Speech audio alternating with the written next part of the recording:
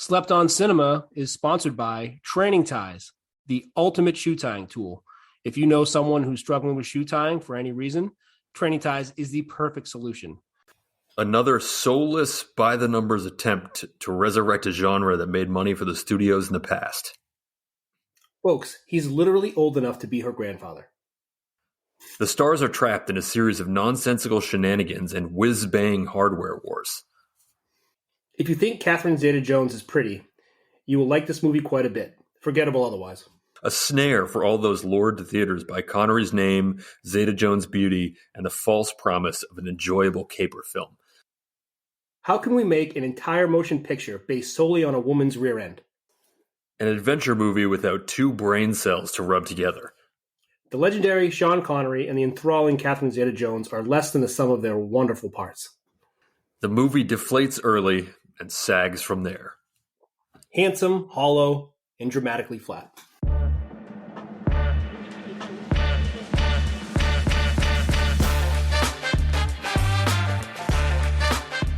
Welcome to this week's episode of Slept on Cinema. I'm your host, StanSteamer. I'm GrobeStreet. And this week we're getting into the 1999 caper classic, Entrapment. I'm psyched to get into this one. This one is going to be great. Me too. This is one that I remember watching back a bunch in the day and then haven't seen it for a long time. So this was a lot of fun. Yes, same here. As always, the movies that we review on our podcast have to be below 50% on Rotten Tomatoes for both critics and audiences. And we structure the podcast so that the first half is spoiler-free. We talk about some background, some things to look for in the film. Take a break, go watch the film, come back, and talk about what we just watched. All right, let's get right to the premise. The rotten premise. Insurance investigator Virginia Gin Baker, looking into a stolen Rembrandt painting, suspects that accomplished thief Robert Mac McDougal is responsible. She decides to go undercover and help Mac steal an ancient artifact. When a suspicious Mac confronts Gin about her real intentions, she claims that she is, in fact, a thief and that the insurance job is a cover. To prove it, she proposes a new target that could net them $8 billion. Critics, 40%. Audience, 50%. Just made it. Just made it. And I'm glad it did. Nice job, audience. Hopefully it goes up a little bit after this. Yeah, I do always worry about that with these 50% movies where it just gets in and it's like ticks over before we get the episode recorded and we're out of luck.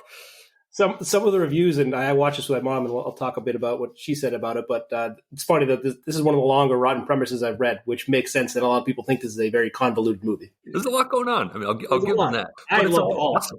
Yeah. I thought it was awesome. This is just right in my wheelhouse of types of movies, the caper film, and who's... Totally. We won't spoil anything, but...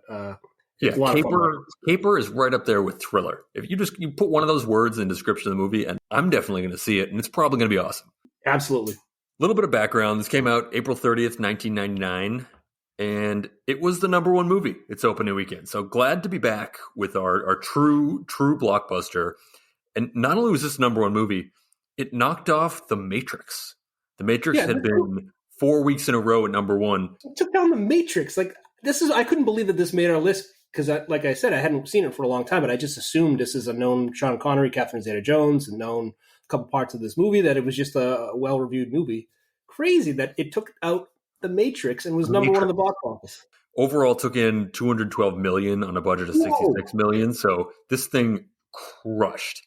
And I think really the only thing that's worth getting into, to touch on Catherine Zeta-Jones for a minute. Like, I feel like this movie, you are seeing the rise. Like, this is the epic rise of Catherine Zeta-Jones. She had sort of been puttering around in the early 1990s without finding a ton of success.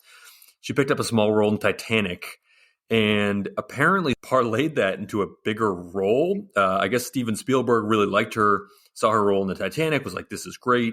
His production company is involved with The Mask of Zorro, and he recommends Catherine Zeta-Jones to the director. You got to cast this woman. She was great in Titanic. It wasn't a huge part, but I think she's really got something. Gets into The Mask of Zorro. Zorro, obviously, huge success. That movie did really well. That gets her the lead role here. It's really her first lead role. And her efforts here don't go unappreciated because, as you might expect, she takes down the Favorite Actress Award this year at the Blockbuster Entertainment Awards. She takes it down. It's Award of the Year. Yeah. Wow. So she takes it down in the action category. Sean Connery and Ving Rhames were also nominated for supporting actors. Neither of them won, but a very well-deserved award for her in the most preeminent award of the year in the 90s. Absolutely. Our most respected award, I think. Absolutely. And the crazy thing about that category that year is it was an incredibly difficult category to win. The other actors nominated for favorite actress in a action film, this is unbelievable. It's Natalie Portman, Rachel Weisz, and Denise Richards. And then you throw in Catherine Zeta-Jones, who went on to win an Academy Award for Chicago. That means 3 out of 4 of those nominees for favorite actress went on to win Academy Awards. I'm not surprised. The Blockbuster Awards know what they're doing when they're picking out it's wild. nominations. That's like an unbelievable set of nominees. I was just floored when I saw the categories that year. I mean, that blew me away. What year was this? This was the 2000 awards for 1999 movies. Wow. Oh, right. Millennium. Yep. So you had Rachel Weisz for The Mummy, Denise Richards for The World Is Not Enough, and Natalie Portman for the Star Wars movie that she was in that year. Yes. So Natalie Portman goes on to win Academy Award for Black Swan. Rachel Weisz gets Best Supporting Actress for The Constant Gardener. And it could be argued that Denise should have got one for Starship Troopers. Or Wild Things. You can throw that out there. That's a great one. Sure. Thriller. Quite the thriller. Mm-hmm. So that's all. I mean, I think this movie it's her first lead role, and she crushes it. Yeah, I'm glad you focused on her because she did. I'm not sure she was very well known before this, but then she was everywhere after that. Yeah, she blew up. Tabloids too. Yep. That was awesome as usual. Let's get to Bolo. Be on the lookout for lasers. The lasers are amazing, and obviously, I think anyone who's seen this before, that's the thing that sticks in your mind from this movie. Phenomenal. I'm going to say, and this comes early, so Bolo, and really pay attention early, but a James Bond reference. A little nod to Sean Connery. Very good. Bolo, New York Christmas lights. Very nice. Like that. Yeah, great time setting for all this. I didn't realize how much of a Christmas movie it really was. Yeah, Christmas Millennium movie. Amazing. I'm going to say Bolo, some very well-placed shadows. Oh, yeah, some great shadows. Bolo Elvis. Oh, I had that one too. It's a great appearance. I'm going to go with Bolo, a gymnastics routine. Didn't see that coming. Did not see that coming. Bolo bubblegum? Did you mean to say Bolo, a pressure switch neutralization device? I did. I messed up. Sorry. I love that. That was a great time when just bubblegum for like 30 years could come in whenever you're in a pinch to solve a problem, and there's nothing the audience can do. We don't have the limits of bubblegum. And they had another one. I go Bolo. Bolo explosive Twizzlers. Big candy movie. Bolo, a terrible hotel TV. Oh, yeah, it's just awful. Awful. And that's how it used to be, like not that long ago. No. I'm going to go with, because these are just awesome, I'm going to go Bolo and underwater blowtorch. Oh, wow. Okay, that's a good one. I have so many. This movie has so many bolos. It's a lot of fun. It's always a good sign when there's so many bolos. But Bolo, a setup game of snooker. Oh, yes. Very, very, I guess British, but maybe not. I guess it's also Scottish. Yeah, I'm sure they find out the origin.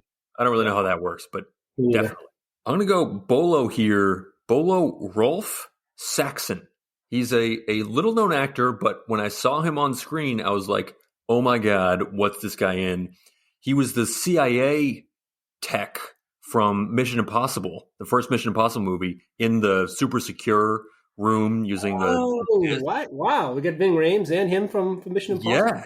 So they must have a little buddy thing going on. But Bolo, that guy. That's a great that guy. Bolo, Bob not doing his job well. I'm going to go, this was never really explained, but Bolo cherubs just everywhere. Lots of cherubs. Bolo eyebrows. Phenomenal eyebrows in this movie. Great eyebrows. This must have been a great era for eyebrows. I absolutely think it was, yep. Any era that Sean Connery's alive is, I guess, a good era for eyebrows. Yeah. I'm going to go Bolo question marks. Perfect. Bolo, the mainframe. Love the mainframe. Absolutely love the mainframe. It's this era just couldn't get enough of the mainframe. I'll go with, and this is my last bolo. I'm going to go bolo some orange juice. It's a good one. I have a bunch left, but I'm going to go with bolo just ogling a woman. It's a lot of staring at me. There's a lot of that. There's a lot of that here. Things were also bolo a forehead kiss. There's just a lot of awkward interactions. And you'll know why, I think, after you see the movie. Yeah, right. You probably get that from the reviews and who's in it. All right, what drink to pair with the movie? All right, so this is one for me that is a little bit performative, I suppose. And by a little bit, I mean almost entirely. And by almost entirely, I mean 100% entirely. So I want you to go over your friend's house and sort of scope your friend's house out a little bit. So I want to be a friend that has a nice liquor cabinet. Go over there, and while your friend's getting a drink or going to the bathroom, go scope it out, see exactly what kind of liquor you want to get yourself later. And then later on, doesn't have to be that day, doesn't have to be that week, but later on, I want you to go back, and I'm not saying break into your friend's house, but maybe just next time you're there, see if you can sneak a drink of whatever that pristine liquor is from your friend's liquor cabinet without them noticing. And that's my drink to pair with the movie. That sounds like the perfect drink for this movie. That's amazing. Well, I'm going to go a little less performative, but also a little gamey. I have to go Scottish whiskey, so it's got to be, I think Macallan would be good for this, but you have to have friends stagger their entrance or go in and out of the room, and someone has to always offer them a whiskey when they come into the room, because it seems like that was a rite of passage for anyone who's around certain people in this movie where, want a whiskey? Want a whiskey? Sure, of course, every single time. Just a whiskey that is offered to friends who enter the room throughout the movie. At any time of day, really. Any time of day. Yeah, I kept looking at did they just get up? Yeah. Things were different back then. Things are different. All right, well, this, as you can tell, is a favorite of ours, so enjoy, and we'll see you on the other side. Enjoy. When fortune knocks, open the door. He is the ultimate thief. This is classic Mac. This was 70 stories up with smart glass windows at 400 pounds a pop. He's the best. The law can't catch him. We sent a couple of guys after him, and these were both good agents. They were both men. But she has a plan. What do you have in mind for bait? For the perfect trap. Why are you following me? I've got a proposition for you. I'm a thief. I give you the world's tallest building and home of the International Clearance Bank. Do I have your attention now? Undivided. You all keeping this strictly business, right, Mac? Strictly. It's time to take your girlfriend out of the equation. I promise you, you'll have it all. This is big enough now. It's never big enough.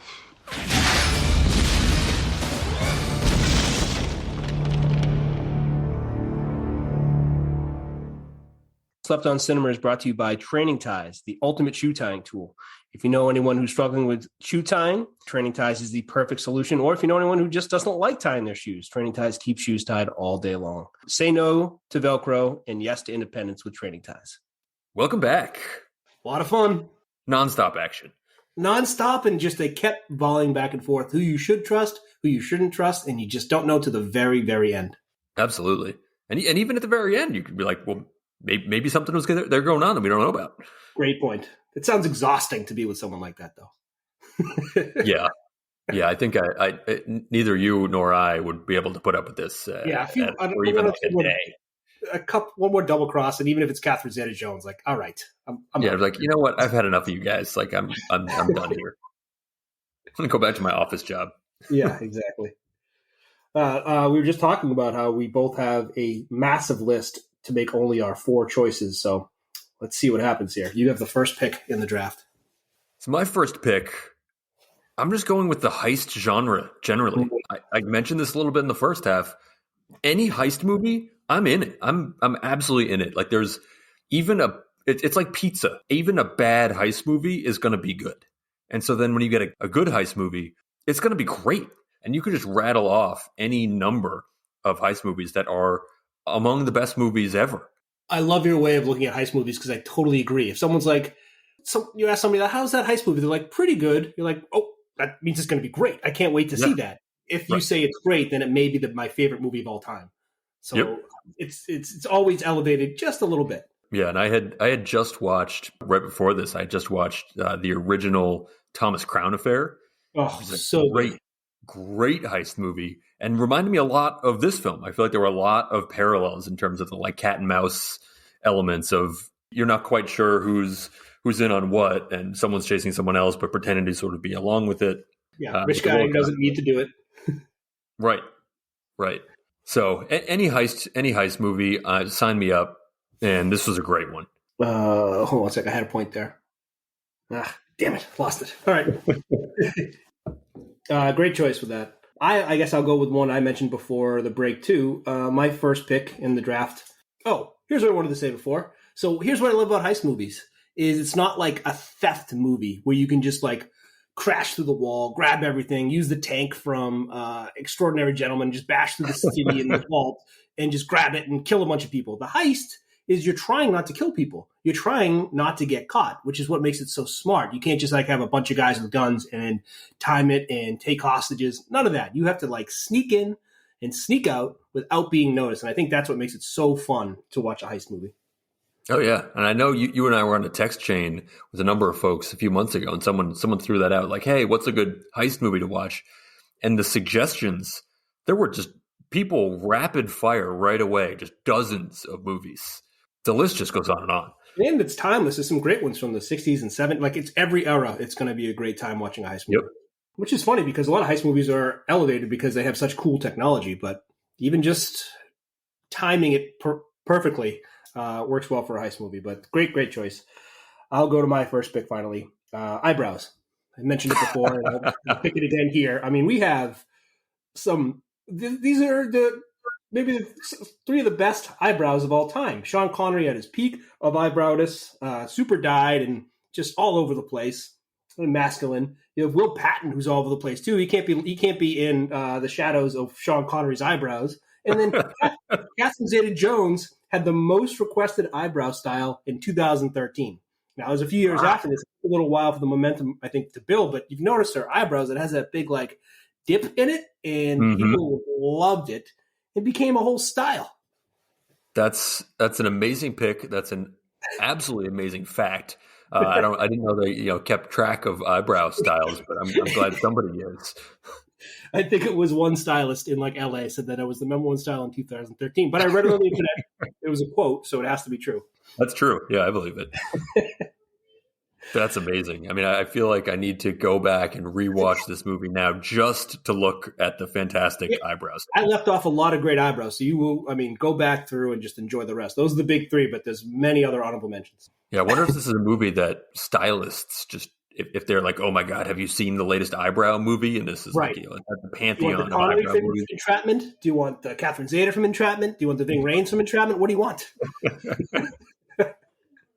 Oh, that's amazing. Love that. My second one probably should have been my first, but I was just so excited with the eyebrows one. So the second pick is score prepping. So another part of heist movies is the planning. You get to see it twice. You get to see them like... That's going to be my next pick. You get to see them do the bang on the wood and then the hang up the string, hang up the string, taut.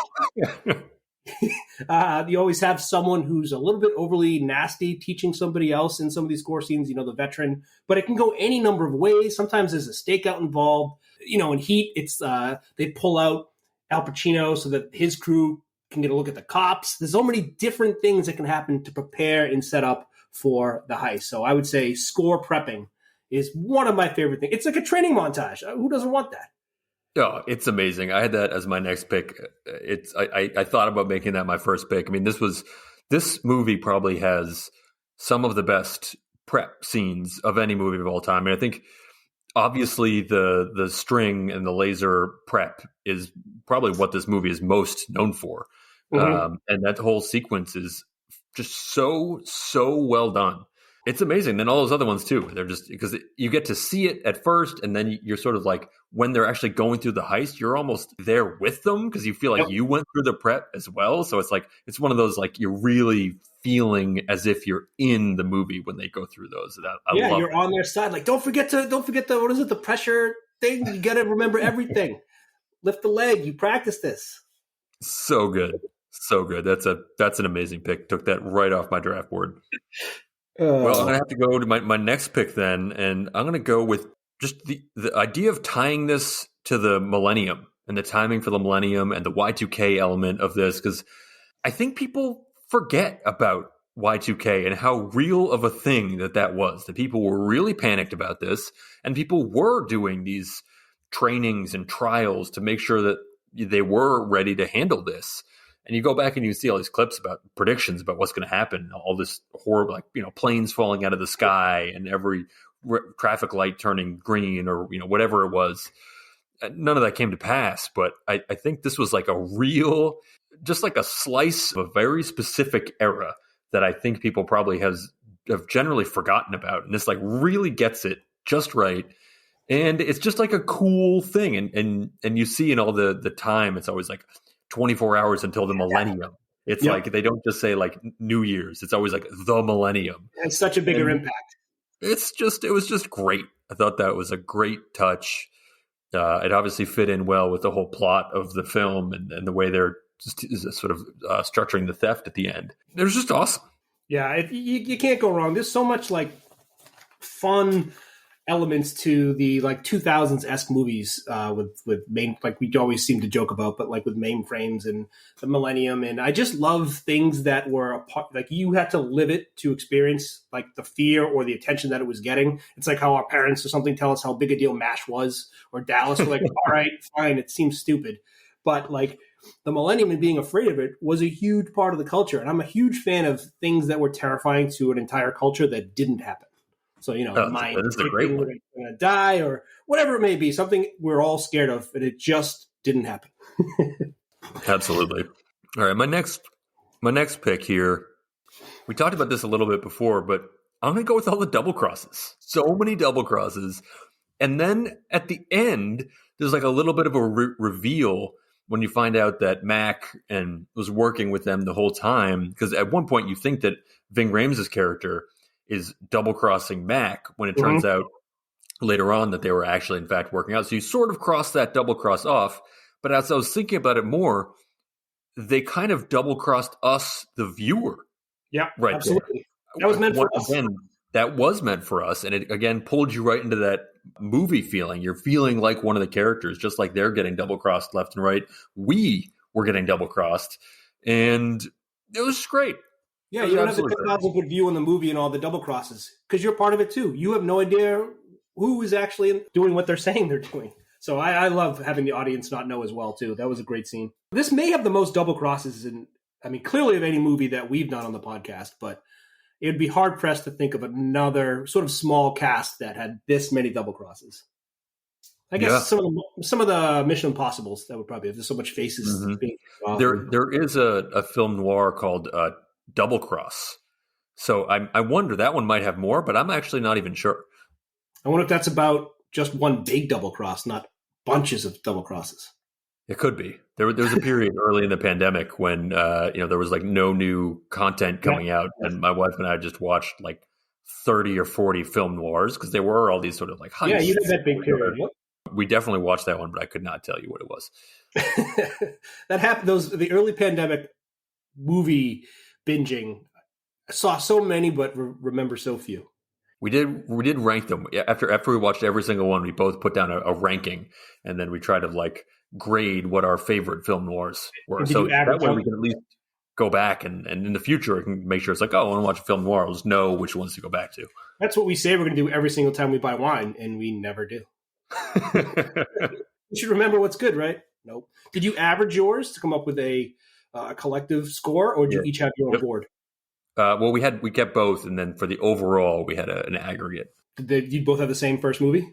I think we did, and I think it was actually one of the first noirs we watched. I think it was called Out of the Past. Absolute classic. Out of the past. All right. Maybe it's time for us to start getting some noir. All right, cool. Great pick.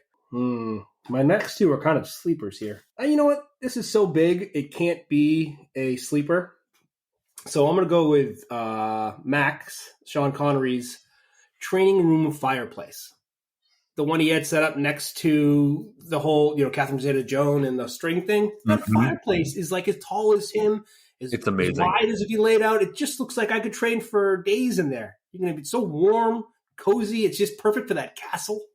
That's an amazing, amazing pick. I love a giant fireplace. Absolutely love a giant fireplace. And that was one of the best ones we've seen. I'm a movie guy, and I would take no TV in the hotel or castle if there was a giant fireplace. I don't need anything else. Yes, absolutely. And it's like, something you can park a car in. Yes.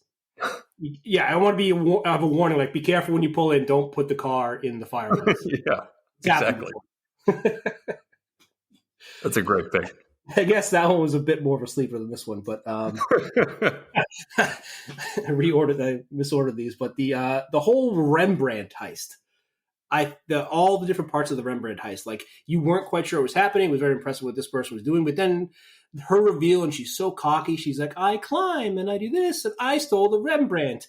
And as she's doing it, my favorite thing is to never reveal or let on that you know more than the person who's telling you how much they know. So when she's just like bragging and being like, yeah, look at me jump off this beam and land this and all this cool stuff. He's like, yeah, man, I just, I robbed the mailroom. That's all I did. I know what you know, and I just took it from down there. It's so perfect. It was brilliant. Simple stuff is so great when you have somebody else do, maybe I should have picked this, but when you have somebody else do all the hard work and you just take it across the finish line. It's such an old man move too. Like that's such what you learn over in a lifetime of experiences. Like it's Catherine Zeta-Jones' character was obviously the sort of young gun. She wanted out to prove herself, do all this crazy, complicated work. And he's just like, yeah, I just went in the mailroom and took it. Yeah. It's, some pictures and went down there. Awesome. I also love, related to the Rembrandt, that when she goes to trade the Rembrandt in for the like goggles and the goggles and stuff, and it's the Rembrandt is not enough money. It's not. No. He needs the Rembrandt and something like that. I just love that touch. That it's a Rembrandt, and yet that wasn't enough because this other thing that she needed was so valuable. It needs a Rembrandt and some found ancient treasure that was on the cover of Time magazine like the week before. Right. But to be fair, it makes sense at the end when the number is so astronomical of 8 million.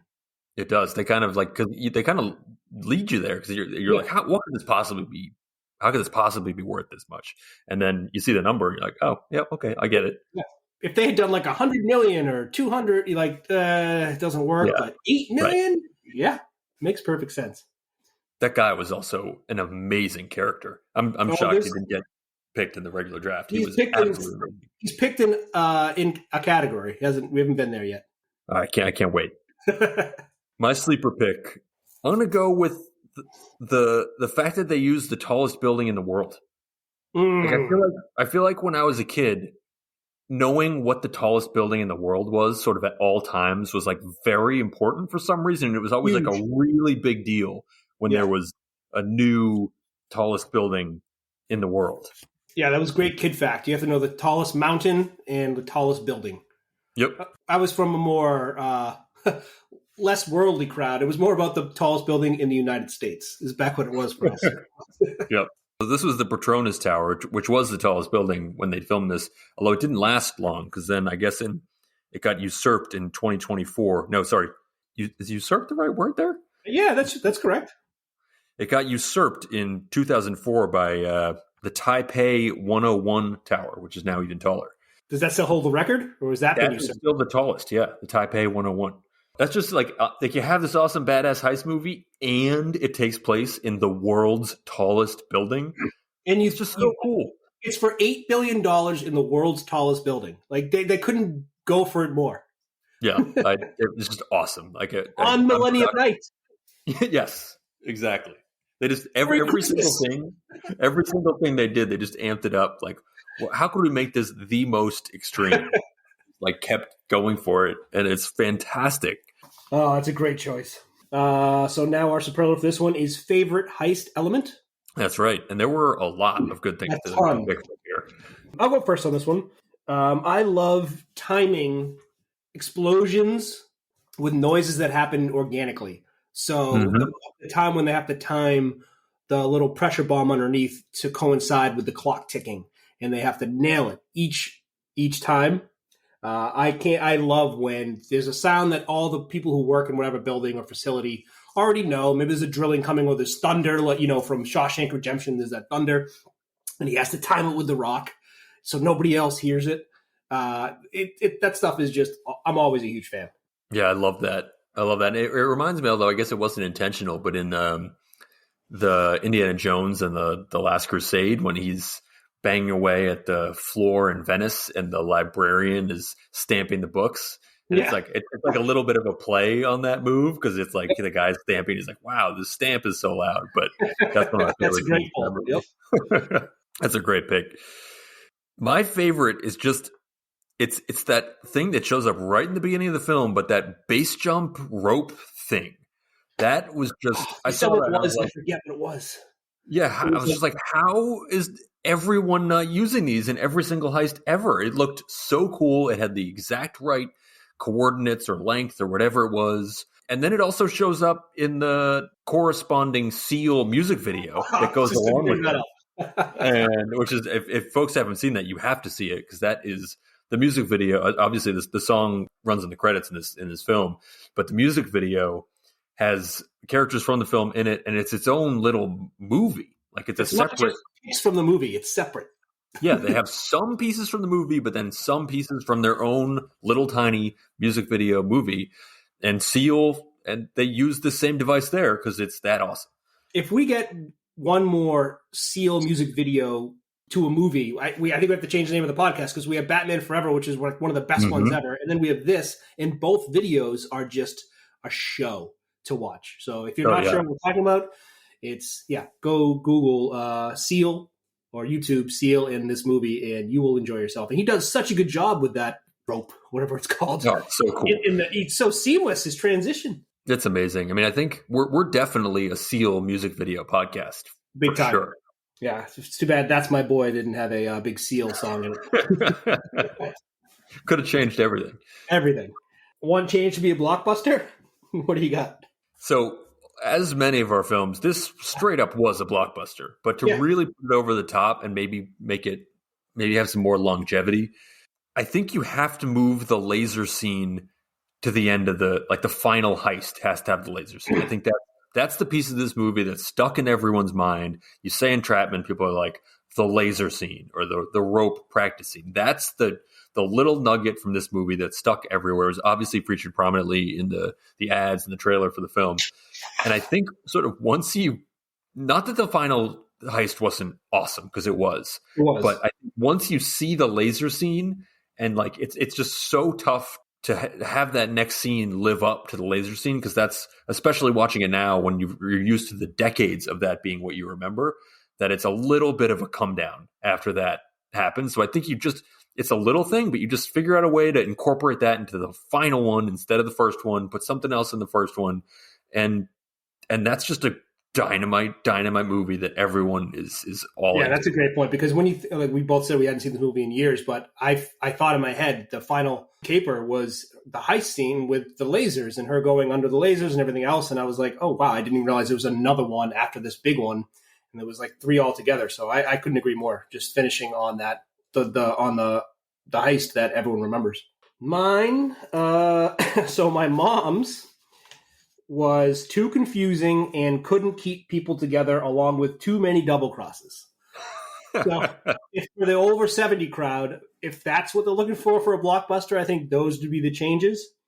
For the sub 70 crowd, for it to actually make sense, this actually makes sense, it's applicable, but also it may have even stepped up the scene. There was no yoga pants back when she was doing this. So there's like a lack of taper by her ankle that could easily hit one of those lasers. That's an excellent point. Yeah, it's so weird to see, like, this is like pre-yoga pants where it was just like sweatpants that were kind of tight, but it still had that weird little flare, which you're basically wearing like a skin tight cat suit. You can't have a little flare and extra material. No, that's a huge risk. Huge risk. You got to have it tapered all the way down to the ankles. So I think yoga pants could have helped a little bit. Yeah, That's all ankle I got. It's a tapering. blockbuster. So Right. I might have just brought in the wrong crowd, I guess, if we switch it to yoga pants. That's a great pick. I mean, the eye for detail you had in this film all throughout is phenomenal.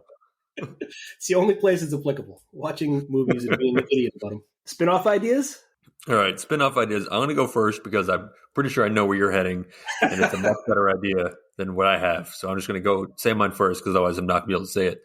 But I kind of thought it might be fun to have like an office drama from the 1990s insurance firm that Jin works at, because it's just like Will Patton's place?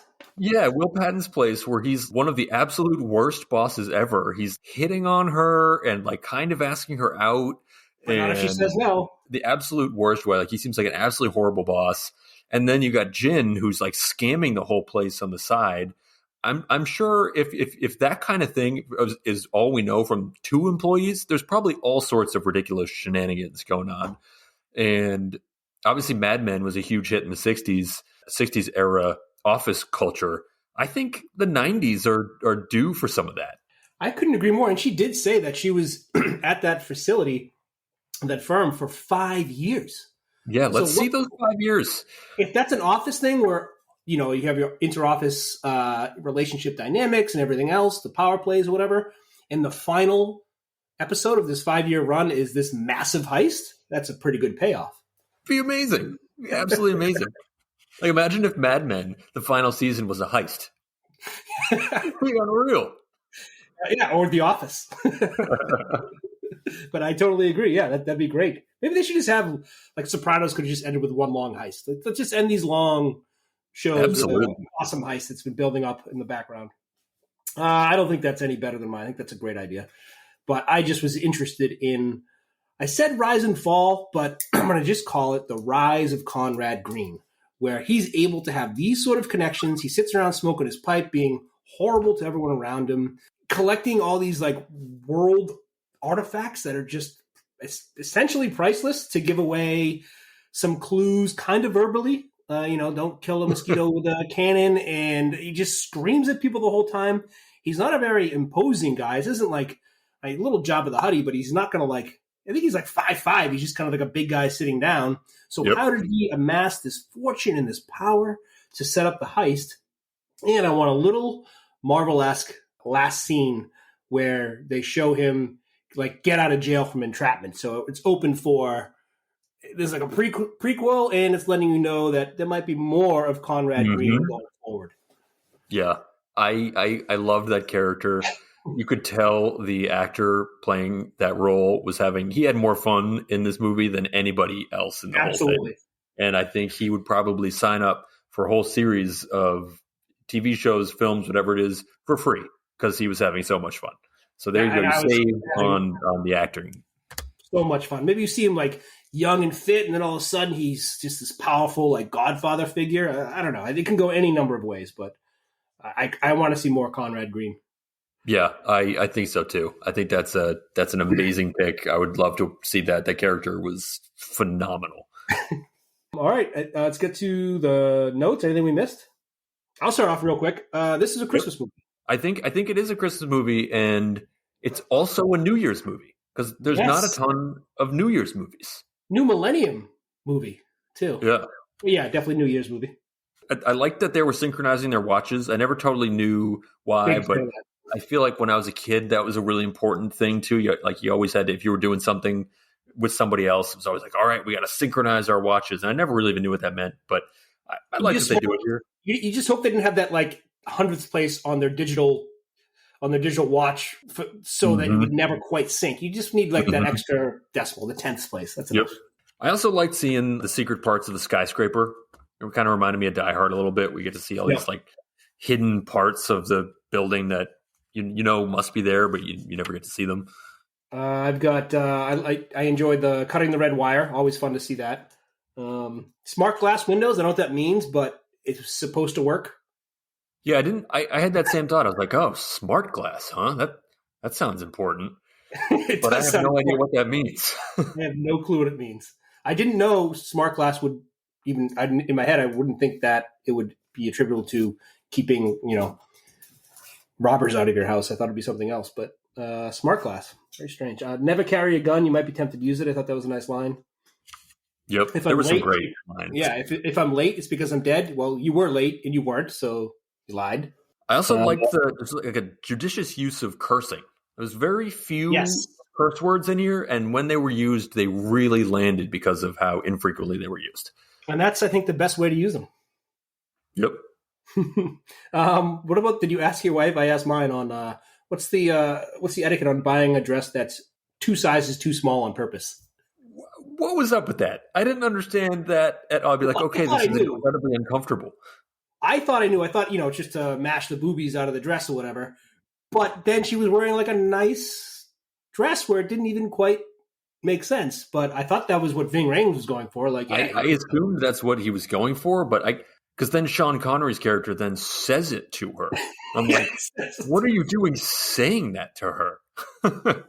Yeah, that doesn't seem like as a thief, you'd think you'd hide that. You'd be able to lie about that. Yeah, I feel like overall, though, just get your wife, girlfriend, whatever it is, partner, just get her some clothes that fit. Don't try to. Yeah. That's your best move. I think my wife gets me like skinny jean things already are 2 sizes too small. But luckily, I don't wear them, so she stopped buying them. The last couple things, impossible but doable was a nice scene to the leverage he was trying to use on her. And I just love the large sums of money in this movie. Huge. That $8 billion was just like, wow, that got my attention. Yeah. What can you do with 4 that you can't do with 7? Well, that was so good. So good. I'm pretty excited for you to announce what we have coming up. Yes, we're going back to the well with an idea we had a few episodes ago. We're doing another double feature, getting into an, I guess, 80s action star that we haven't even done a single movie for. Is it 80s or 90s? I think it's 90s. 90s? 90s and 2000s. Yeah. All right. I don't think he's there. Well, maybe there's somewhere. I'm sure he had one of those movies we forgot about. Oh, he was in Wildcats and stuff in the 80s. So, all right, 80s, 90s, 80s, 90s. We're doing a Wesley Snipes double feature. I'm pumped because I was shocked that he had 2 movies that qualified. I mean, I guess he's done a ton of movies, so that makes sense. But getting into the Wesley Snipes double feature, which one are we doing first? So the 2 are Passenger 57 and what was the other one? Money Train. Money Train. Oof. I love both of these movies, but I think we got to bet on black and we got to go Passenger 57 first. Let's do it. Let's do it. Nice. Wow. This is a movie I remember renting from like the town video store as a kid. So this is very exciting. Yeah. And I don't think I've seen this in 20 years. It's been a long time. Me too. It makes me worried because it's this, like, I know to me, it's like this iconic movie. I know it's good. I've seen it a bunch as a kid and stuff, but it's just fun. It's almost like Entrapment making this list. It didn't make any sense to me that iconic movie would be sub 50% in both categories. Yeah, makes no sense. I'm glad we'll find out so we can watch it. And that was a lot of fun, and we'll see you next time. Later.